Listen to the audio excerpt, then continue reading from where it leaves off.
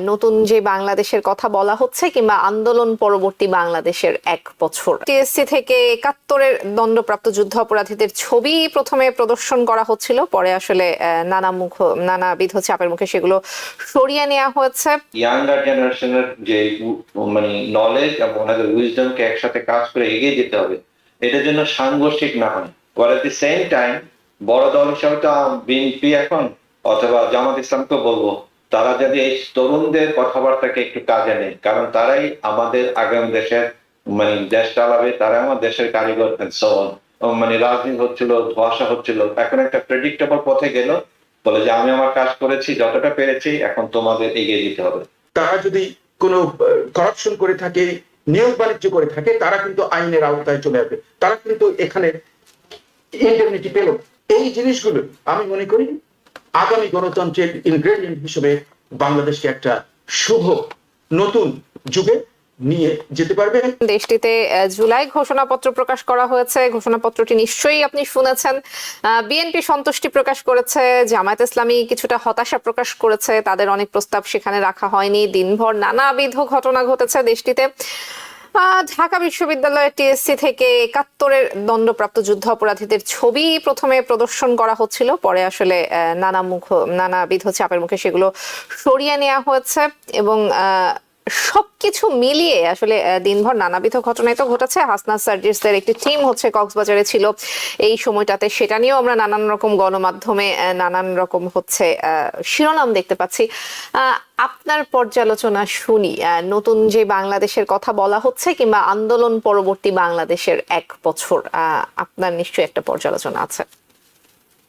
আমার পর্যালোচনা positive. Of course একটা বহুতান্ত্রিক সমাজ ব্যবস্থায় বহু মত এবং পথ আছে, সেখানে বৈপরীত্য থাকবে, ডিবেট হবে, কিন্তু আলটিমেটলি যে ওরা জুলাই ঘোষণাপত্র তৈরি করেছে এবং ডিক্লেয়ার করেছে, that is a positive step. এখানে বিভিন্ন পার্টির বিভিন্ন ধরনের চাওয়া পাওয়া ছিল। যেমন বিএনপির বেলায় বলেছে 19টা আইটেমের মধ্যে 12টা ওরা নিঃশর্তভাবে অ্যাকসেপ্ট করে নিয়েছে, 7টাও অ্যাকসেপ্ট করেছে উইদাউট নোট অফ ডিসেন্ট। জামাতের বেসিক্যালি যে ইলেকট্রাল চেঞ্জটা যেটা চেয়েছে আর কি, যে এটা 2 কক্ষ বিশিষ্ট হবে না 1 কক্ষ বিশিষ্ট হবে, কিন্তু একটা জিনিস মনে রাখতে হবে যে আমরা যে একটা কনসেনসাস মাধ্যমে সব পলিটিক্যাল পার্টিকে এক প্ল্যাটফর্মে এনে মোহাম্মদ ইউনূস যে ঘোষণাপত্র দিতে পেরেছে, এটা আমি খুবই হ্যাপি। আপনি জানেন যে এই ঘোষণাপত্র দেওয়ার কথা ছিল সেই গত বছর নভেম্বর ডিসেম্বরে, কিন্তু সেটা হয়নি, অনেক দেরিতে হলো। অনেক আমাদের মধ্যে বোঝাপড়া, ডিবেট, আলোচনার মাধ্যমে এটা হয়েছে। এখন কথা হলো যে কমিটমেন্ট। এখন নেক্সট ইলেকশন হবে, আপনি জানেন ইলেকশনের ঘোষণা করা হয়েছে ফেব্রুয়ারি মাসে। এখন যে পলিটিক্যাল পার্টি আসবে, এসে যদি তারা কমিটমেন্ট যাতে রক্ষা করে, এবং কমিটমেন্ট রক্ষা করা, এবং আপনি জানেন যে এটা সাংবিধানিক এবং আইনি বৈধতা দেওয়া হবে। অনেক জুলাই ঘোষণাপত্রকে সংবিধানের অংশ করা হবে, নতুন সংবিধান তৈরি করা হবে। এই ব্যাপারগুলো ঠিক, এগুলো করা দরকার, কারণ সংবিধান তো বাইবেল না, এটা ইট ক্যান বি চেঞ্জ। 72 সংবিধান যেভাবে প্রণয়ন করা হয়েছিল, জনসাধারণের বৃহত্তর জনসাধারণের দৃষ্টিভঙ্গি সবকিছু চেঞ্জ হচ্ছে, তাই না? এখন আমি যদি সানোয়ার ভাইয়ের সাথে আমাকে কম্পেয়ার করি, সানোয়ার ভাই মুক্তিযুদ্ধ দেখেছেন, আমি মুক্তিযুদ্ধের সময় পালাইছিলাম, আমার তো রিয়া ছিল না। আমার যে দৃষ্টিভঙ্গি, আবার Bangladesh after Bangladesh, what I have seen, Sanowar ভাই দুইটা দিকে দেখেছেন। এখন এই যে নতুন এবং পুরনের যে একটা কম্বিনেশন দরকার, আমাদের কিন্তু একটা মনে রাখতে হবে, আমাদের ইয়াংদের যারা আছে আর কি, এনসিসিবি যারা লিডার, ছাত্রদের বলবো যে তাদের কাছে নলেজ আছে কিন্তু উইজডম নেই। এই জন্য উইজডম যারা আছে, যারা 71 দেখেছে, যারা এখনো বয়োবৃদ্ধ 70+, এবং ইয়াঙ্গার জেনারেশনের যে নলেজ এবং ওনাদের উইজডমকে একসাথে কাজ করে এগিয়ে যেতে হবে, এটার জন্য সাংঘর্ষিক না হয়। আর এট দি সেম টাইম বড় দল হিসাবে তো বিএনপি এখন অথবা জামাত ইসলামকে বলবো, তারা যদি এই তরুণদের কথাবার্তাকে একটু কাজে নেয়, কারণ তারাই আমাদের আগামী দেশের দেশ চালাবে, তারাই আমার দেশের কারিগর। দুনিয়াতে যত বিপ্লব হয়েছে, ইনক্লুডিং আমার রাসূলুল্লাহ সাল্লাল্লাহু আলাইহি ওয়াসাল্লাম যখন মদিনা আসলেন, সবকিছু যদি আপনি হিস্ট্রি করেন, যারা ইসলামী জীবন ব্যবস্থা বিশ্বাস করেন, যারা সেকুলার, প্রত্যেকটা জায়গায় তরুণরা বিরাট ভূমিকা পালন করছে। আন্ডার এনি সার্কামস্টেন্সেস তরুণদের সে রোলকে খর্ব করা যাবে না। আমার মনে হয় সেই জিনিসটা এই জুলাই ঘোষণাপত্রে এসেছে এবং বারবার মোহাম্মদ ইউনূস আমি যত শুনেছি মনে রাখতে পারছি, সে কিন্তু তরুণদের কথা বারবারই বলেছে, তাদেরকে জাতীয় বীর হিসেবে উল্লেখ করেছে যারা মারা গেছে। আপনি জানেন অধিকাংশ যারা মারা গেছে অধিকাংশই তরুণ। সুতরাং এটা সব দিক থেকে নেয় আমি পজিটিভ বলবো। অ্যাটলিস্ট একটা নতুন যাত্রা শুরু হলো, দেখা যাক এটা আমরা কিভাবে আগিয়ে নিয়ে যাই। এবং উনি যে ইলেকশনের কথাটা ঘোষণা করেছেন, আমি হয়তো মনে করেছিলাম যে হয়তো এপ্রিলে দিলেন, কিন্তু ফেব্রুয়ারিতে দিলেন। এটা একটা ভালো কথা বলেছেন। এটা নিয়ে অনেক ধরনের মানে রাজনীতি হচ্ছিল, ধোঁয়াশা হচ্ছিল। এখন একটা প্রেডিক্টেবল পথে গেল, বলে যে আমি আমার কাজ করেছি যতটা পেরেছি, এখন তোমাদের এগিয়ে দিতে হবে। ফ্যান্টাস্টিক। আমি বলবো যে ওভারঅল আমি খুব প্লিজড। জি, ডক্টর কবির হাসানের পর্যালোচনা শুনছিলাম। আমি আপনার পর্যালোচনা থেকেই আসলে ডক্টর মোস্তফা সরওয়ার আপনার কাছ থেকে দুটো বিষয় জানতে চাইবো মূলত। কবির হাসান বলছিলেন যে জুলাইয়ে যারা আসলে আহত হয়েছেন কিংবা যারা আসলে মারা গেছেন তাদেরকে বীর ঘোষণা করা হয়েছে। জুলাই আগস্টে যারা আন্দোলন করেছেন, যারা মারা গেছেন কিংবা যারা আহত হয়েছেন, তাদের একটা পরিপূর্ণ তালিকা আমরা এখনো তৈরি করতে পারিনি। আহতদের এখন পর্যন্ত পর্যাপ্ত চিকিৎসা, পর্যাপ্ত সুযোগ সুবিধা আমরা দিতে পারিনি। তাদের পরিবারের সাথে কথা বলা কিংবা তাদের পরিবারের সাথে যে যোগাযোগটা আসলে সরকার কিংবা প্রশাসনের হওয়ার কথা ছিল, সেটাতে এখন পর্যন্ত আমাদের বেশ দুর্বলতা রয়েছে। তাহলে আসলে আজকের যে ঘোষণা, সেটি আসলে শুধুমাত্র একটি রাজনৈতিক বক্তব্যই কিনা, সেই বিষয়টি আপনার কাছ থেকে শুনবো। আরেকটি বিষয়, ফেব্রুয়ারিতে রোজার আগেই যে নির্বাচনের কথা বলা হচ্ছে, ডক্টর কবির হাসান এই বিষয়টিতে আসলে আশ্বস্ত হয়েছেন এবং নির্বাচনের কথা আসলে সব পক্ষই বলছিল। সাধারণ মানুষেরও আসলে এক ধরনের দাবি ছিল দ্রুত নির্বাচন।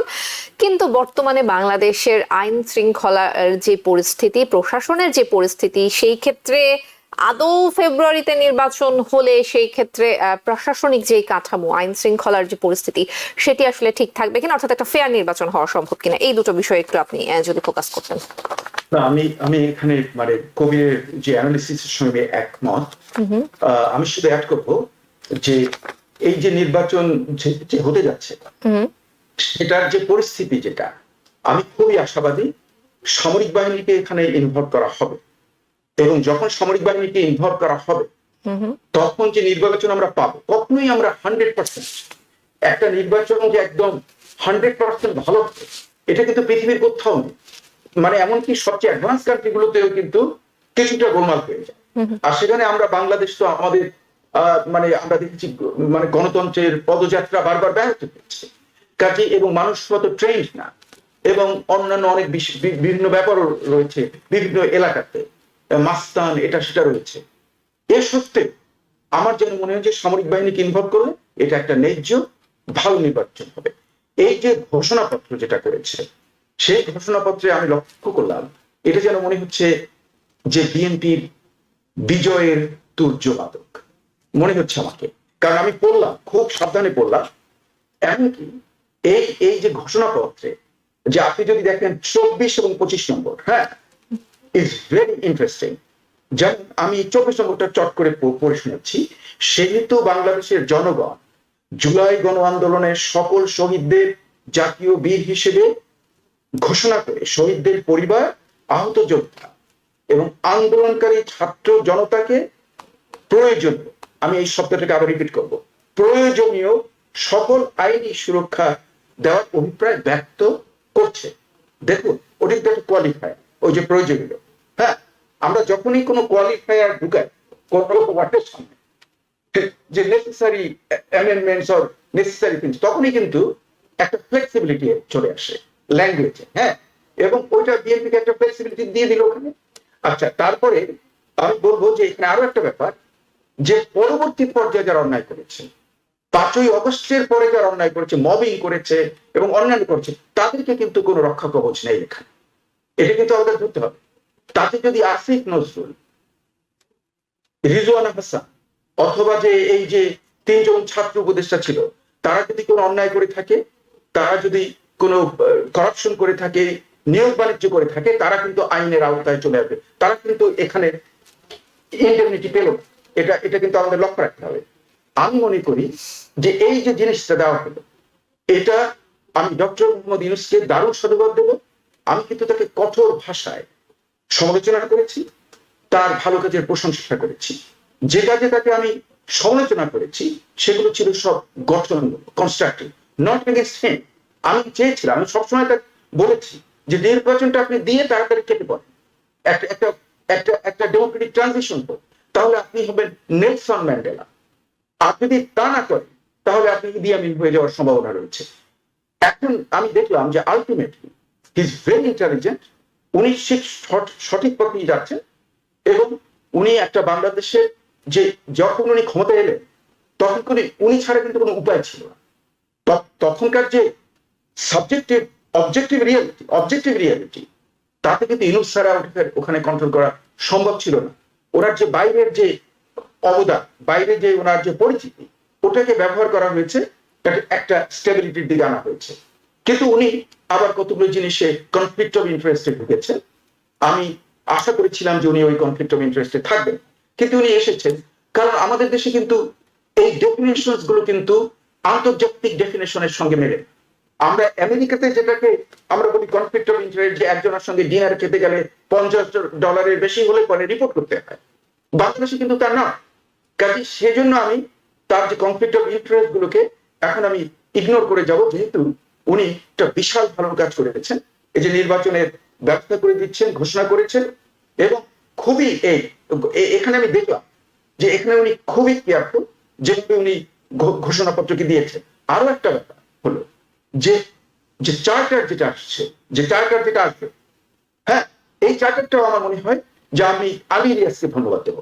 সে কিন্তু আলটিমেটলি, আমি কিন্তু আগে থেকে সমালোচনা করেছি, কিন্তু আলী রিয়াজ আমার মনে হয় খুব এফেক্টিভলি কাজটা করেছে। সবচেয়ে ইন্টারেস্টিং যে লোয়ার হাউসে, আমি এটা উল্লেখ করবো, লোয়ার হাউসে যে পিআর অথবা ডিরেক্ট ভোট, এটা কিন্তু আলোচনায় উনি রেজলিউশনে রাখেন নাই। ওরা যে এজেন্ডার ভিতরে that was not even included. এবং এই যে বিভিন্ন পক্ষগুলো যারা চাচ্ছিল পিআর, তারা কিন্তু এটা ধরতেই পারে না মনে হয়, কারণ আলোচনা এত মাস ধরে চললো, কিন্তু লোয়ার হাউসে আগের মতোই নির্বাচন, নট পিআর। এখানে আমি কেন সাধুবাদ দিচ্ছি, পিআরএ যদি হতো লোয়ার হাউসে তাহলে কিন্তু মারাত্মক পরিস্থিতি হতো। কারণ আপনি দেখুন আমাদের কারণে কিন্তু এই যে যত কয়টা নির্বাচন হয়েছে, এমনকি ফেক যেটা হয়েছে, সেখানে কিন্তু 40% উপরে কারো ভোট যায়।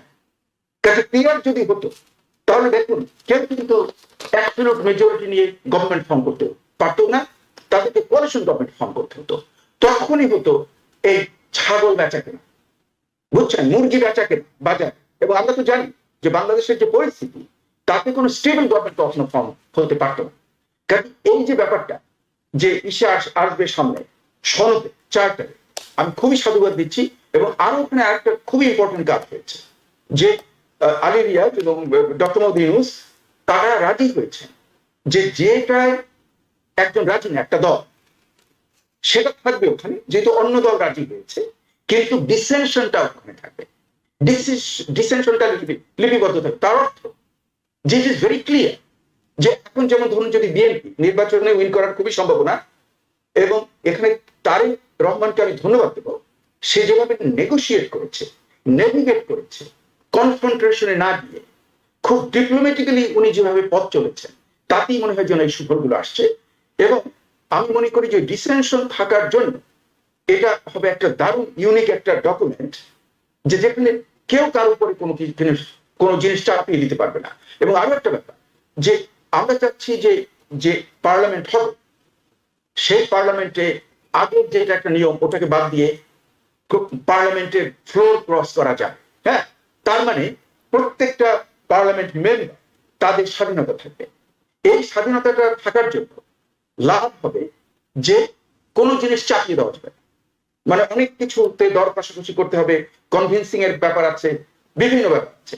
কাজে আমি যেন মনে আমি দেখলাম যে এই সিস্টেমটা যে ওনারা করতে যাচ্ছেন এবং এটার দায়িত্ব দিয়ে দিচ্ছেন যে দল উইন করবে, আমার যেন মনে হচ্ছে বাংলাদেশে একটা সুবর্ণ সুযোগ আসবে। এবং আরো আমি ধন্যবাদ দেব এই যে ছাত্র আন্দোলনের যারা ছিল, ওদের আমি কঠোর ভাষায় সমালোচনা করেছি, কিন্তু ওদেরকে প্রশংসাও করেছি, প্রশংসা করে আর্টিকেলও ছাপিয়েছি ঢাকায় ইংরেজি পত্রিকাতে। কিন্তু ওদের আমি অনেক সমালোচনা করেছি, কিন্তু ওরা যে প্রেশার করেছিল এবং অন্যান্য এই যে যেমন ধরেন জামাত ইসলাম, তারা যে দাবিগুলো করছে, প্রেশার দিচ্ছে, আমার মনে হয় একটা সুস্থ গণতন্ত্রে এগুলোর দারুণ প্রয়োজন। কারণ everybody is on the line.